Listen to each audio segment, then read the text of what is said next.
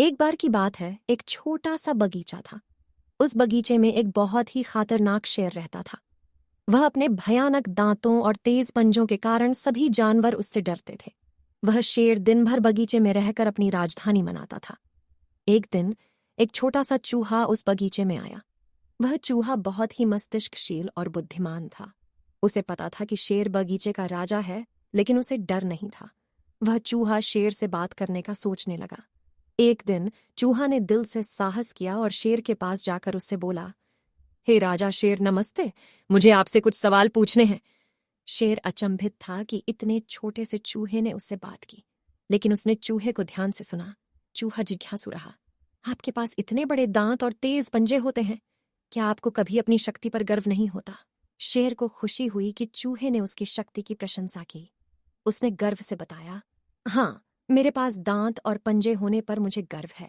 मैं इनसे अपनी रक्षा करता हूं और शिकार करता हूं। चूहा ने पुनः प्रश्न किया, लेकिन क्या आपने कभी सोचा है कि आपके इतने बड़े दांत और पंजे होने के बावजूद आप बड़े बगीचे में बंद हैं और मैं छोटे से छोटे बिल्कुल भी नहीं?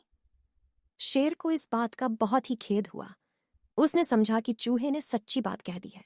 वह बिल्कुल सही था, क्योंकि शेर अपनी शक्ति का इस्तेमाल नहीं कर पा रहा था और बगीचे की सीमा में रहकर खुश नहीं था। चूहा ने कहा, राजा शेर, आपको अपनी शक्ति का सही इस्तेमाल करना चाहिए। आप बड़े से बड़ा समस्या का सामना कर सकते हैं और अपने बगीचे से बाहर निकलकर भी देख सकते हैं।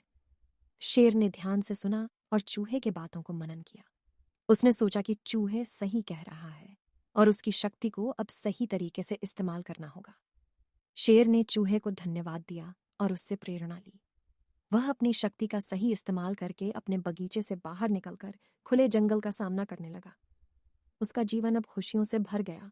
इस कहानी से हमें यह सीख मिलती है कि हमारे पास जितनी भी ताकतें हो, उन्हें सही तरीके से इस्तेमाल करना बहुत महत्वपूर्ण है। हमें खुद में विश्वास रखना चाहिए और अपने असली पोटेंशियल को पहचानने का प्रयास करना चाहिए।